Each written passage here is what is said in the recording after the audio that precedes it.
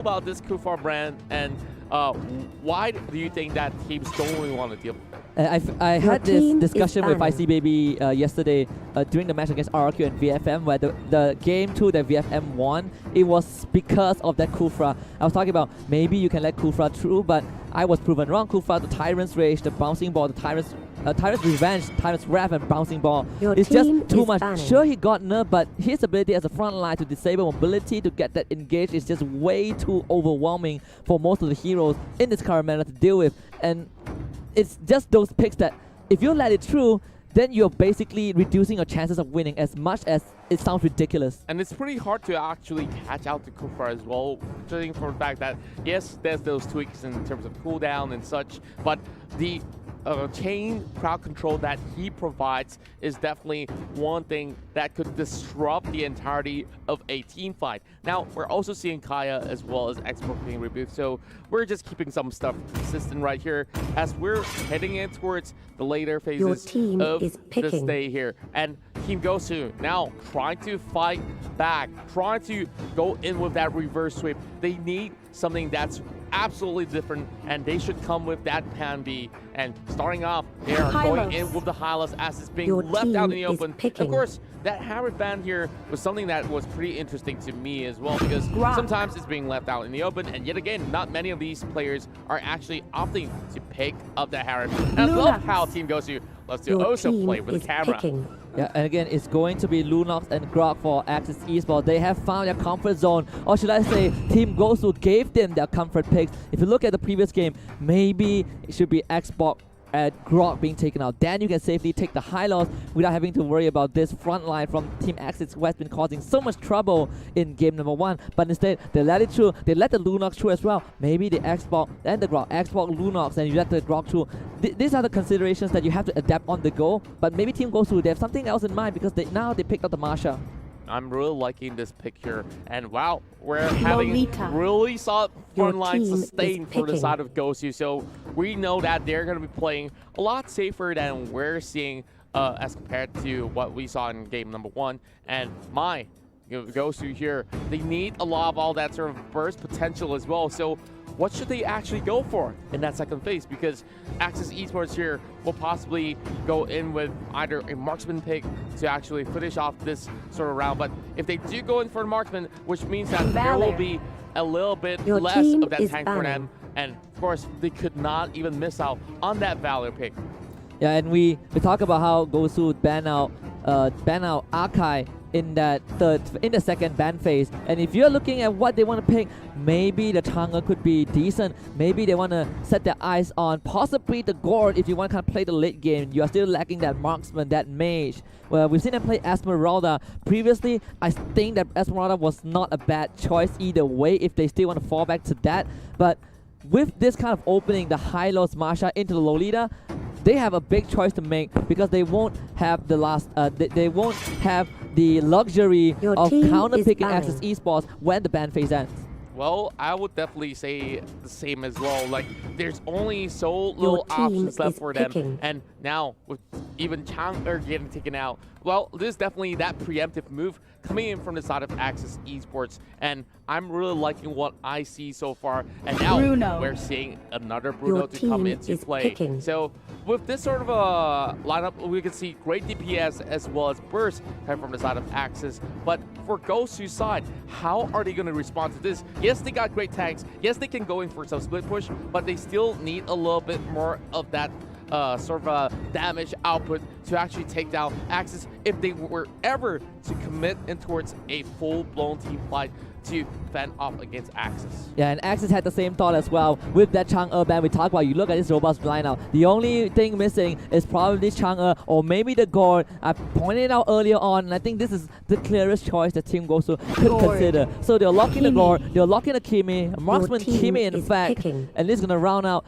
possibly the final lineup for this series if Axis Esports were able to find an answer to it. Now looking at Gosu's side, early game may not be exactly all too efficient going in for them, but of course they won't be relying on that Kimi pickup right here. And for the side of Axis, one last pick to actually secure themselves either 3 points or even stalling things out into only securing 1 point. Of course, Axis having lasted here, still deciding 15 seconds left, and wow, I'm already liking what I see with all these sort of picks going for Axis, and they could even go for another fight out, which they've already had their eyes set on towards that Thomas. So this is going to be pretty much that sort of consistency that they will have, and now we're already seeing both sides already finish up their draft. A lot of flickers have been being picked up right here, and nope, there's not going to be any other difference other than the Revitalize that has been brought in for Paulo. So this is definitely going to be that sort of righteous pathway, followed by that Revitalize to go in with the amplified healing inside of the zone. Absolutely, and Gosu, interesting observation as well is that Paulo is not on the Lolita. He's gonna play the Hylos because Lolita doesn't feel like he was comfortable. So maybe Gosu made some adjustments. Right, you fought the Lolita. We'll give you the Hylos. Maybe this is where Team Gosu, like most of the teams out there, they needed time to warm up. Maybe this is the game that they can take it back. The Golden Kimi was kind of expected.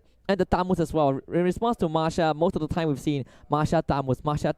But statistically, Masha has a slightly higher win rate, at least throughout day one. So we'll see if Axis Esports can turn it around with this Tamus pick. Well, I would also say that from the other side as well, Gosu is also trying to bump that one up as well in terms of statistics. But well, I do like the fact that they actually swap out Paulo's Lolita and towards that Hylos pickup right there, because Hylos have so much more mobility as compared to Lolita. Once Lolita commits to any sort of fight at all, she could not even escape. And that was that sort of situation that Paulo was stuck at in game number 1. Now, having a little bit more leeway here, do you feel like Gosu stand a chance against Axis Esports? I definitely would like to believe so. You like the draft of Axis. I do like the draft of Gosu as well. Just like game 1, it looked robust, but what I'm concerned about, or what I still have doubts about, is probably the execution. But we'll see if Team Gosu can prove me wrong. Game number 2, it is best of 3 against Axis Esports. Axis Esports now already getting that 1 victory, so they need 1 more to tie things up. They've already lost 1 series against Burmese Gold, and at least that 3 points will definitely be a real huge joy factor for them to actually make a comeback. But Gosu here already proxying the wave, trying to actually chunk it down, not really damaging the side of Lung though, as Scott is coming here for the support as well. Breezy getting stand down, forced to flicker away in this early phase as Jarno as well. Wow, that's definitely going to be causing them a little bit of a commotion as well, hitting towards the mid phase. Yeah, that is just underestimating the power of this Valier. The Soul's fireballs do slow you in AoE, and he gets 1 charge every time he lands it, and the accuracy from Scott has been on point. Just like his Franco hook, he's confident with those skill shots, directing them on top of Team Gosu. 2 flickers out. Breezy now does not have it. General does not have the flicker. It's going to be easy for Axis Esports to collapse on them if they want to. We're looking at Scott right here, slowly making sure that he zones away some of all these members. But oh, they found him! First blood. My flame. I got no words for that. You overstep, and Basic is ready, but seems like Gosu will lose Kenray in the bot lane. A bit overextension. They trade 1 for 1, but if you are Team Gosu, that opening that was given over to God, perfect. That definitely was a show of excellence coming from the core. Great stun, and of course that channeling element was a full channel to actually secure that for the first blood as well. But Basic here already spawning out again. For another round, and Flicker has to be utilized here. And Gosu here with all 4 members being committed towards the top side. They might lose a little bit of that sort of EXP, but that doesn't matter. They've already got all that sort of pickup that they need, and they're well secured to take this first turtle down. And we talked about how Team Gosu seems to play a more conservative playstyle, and they are doing so.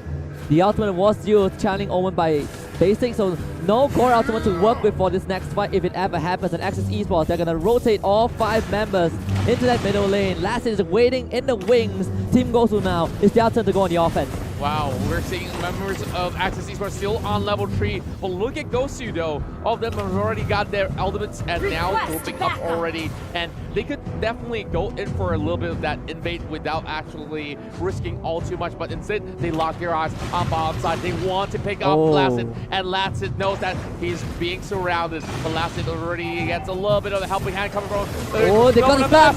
Glorious Pathway is in. Brilliant starts to come out from Rain, trying to get away, but maybe not. Lacid, they laser him down. It's going to be Paulo to pick up that kill.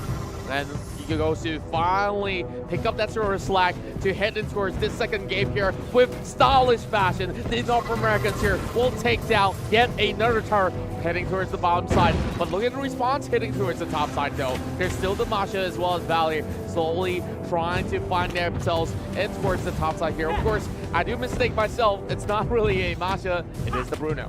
When Axis Esports, they recognize the Team Gosu, they like to play this style. Game 1, conservative. Great game 2, they were teaming out most of the time. So one of the best ways is to split Team Gosu apart. But Team Gosu, they are not really phased right. They are willingly trading these objectives because they're getting more. Economic-wise, they're up 1.3k. And just to slightly mention, after the first 2 flicker that Team Gosu expanded, they immediately rotated basing to punish Axis Esports over aggression. Scott was way too confident to walk forward, got picked off. Team Gosu right now, they can take this fight.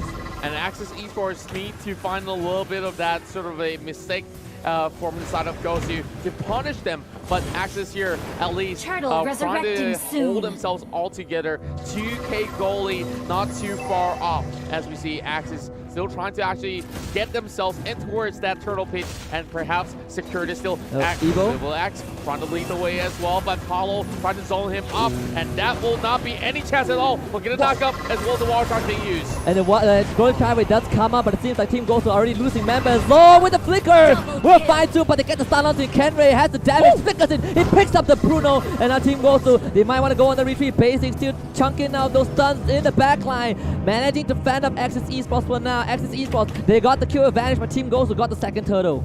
And wow, Axis Esports, they may not get all too much of that sort of a turtle trade-off there, but look at the team fight.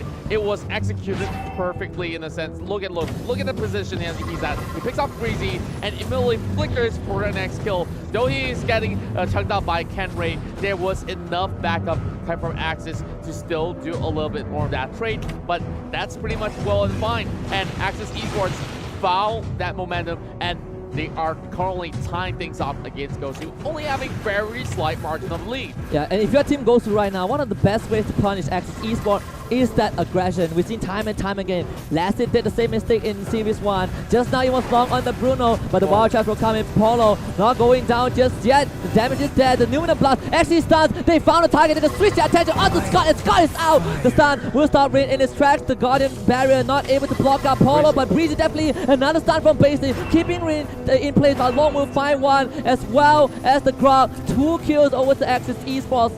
And Team Gosu, they will be forced to retreat. Wow, what a bloodbath coming in through the mid lane. And as we see, great dives coming in from all these members of Team Gosu. But that wall by the Grok has already negated Breezy's exit. And look at EVOS right here. He was getting zoned away, which means that Scott was being left out to die. And EVOS could only clip out at least one member of the side of Gosu, and they managed to bring him down. So that's definitely some great work. But heading back in towards that sort of the matchup that we see now, Gosu might have lost that sort of a kill lead in that sort of sense, but goal is actually not too far away. There's still time for them to catch up once again. EVOS has purchased that Athena shield and at least have a little bit more tankiness than what he used to have in that early phase. And now this is going to be the turtle here, and Axis Esports wants to actually get a little taste of that. And what could they possibly pull off? Turtle already dropping low, and they're committed to the fight. Lone coming in from the back, trying to go for the flank, and he will find one immediately. He does flicker, misses that. General will survive, and here comes the glorious pathway from Paulo, the maximum blast onto Long, and Long has to now back up because of basing. Evo still chasing with that power of nature, not able to find any kill. Actually, a clean disengage from Team Gosu though. They do walk away with the turtle, I believe. Axis Esports will try to push out the tower, but again, another great start on the Scott.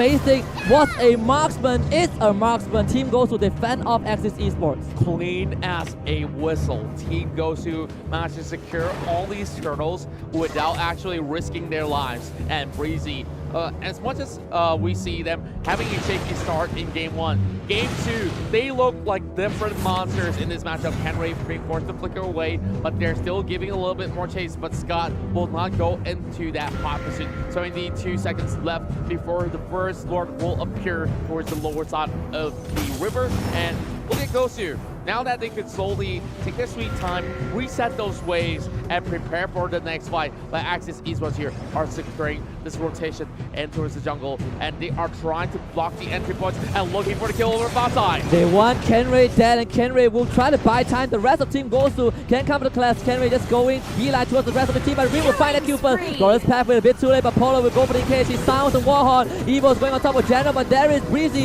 in the back line. The front line is actually split for Team Gosu, and this is perfect for Team Axis. They want to collect back in. The Omen, the Channeling Omen is there for Basic, but the damage was not enough. And now the Guardian's Barrier will find the goal. Evil X will make sure Team Gosu goes down, and Axis Esports find 3.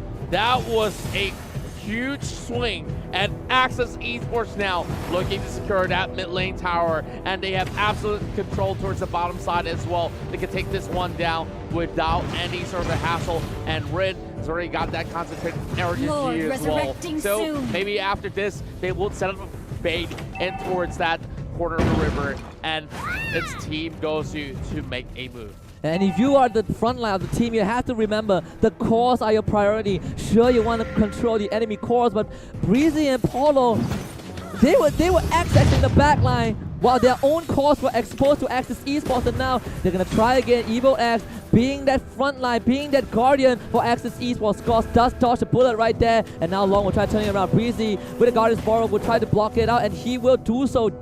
So the Lord will be disengaged by Axis Esports. Team Gosu still managing to fend off that attempt. Now waiting for a little bit of that sort of a reset, heading towards the top side here. They want to shove in all those ways before going for any sort of that Lord attempt. They could even send one member off from the side of Axis to actually take down Lord while they're at it. And Evil X has already spot out Paulo for General as well. So it won't be any sort of that full commitment coming from either Gosu or even Axis. But look at Lung though, he's already bringing it down to 60%, and now Gosu has responded it out, and it will be a little bit of that reset. Glorious Pathway does keep Paulo alive for now, but it seems like Rin could jump in, not gonna find the kill, and eventually does actually Breezy. Now not even then, Illuminum Blast only onto the valley. The flicker from him was perfect, and the rest of Axis Esports goes for the collab. 1, 2, 3, 4 team goes to fall like dominoes, and Axis Esports, they might not need the Lord for this one, as Team Malaysia now will look for the inhibitor and possibly the victory as to take down that high ground tower, the inhibitor, as the Kenray desperately coming back, but the Malaysian Tigers will rejoice. They lock in the first 3 points of Group B.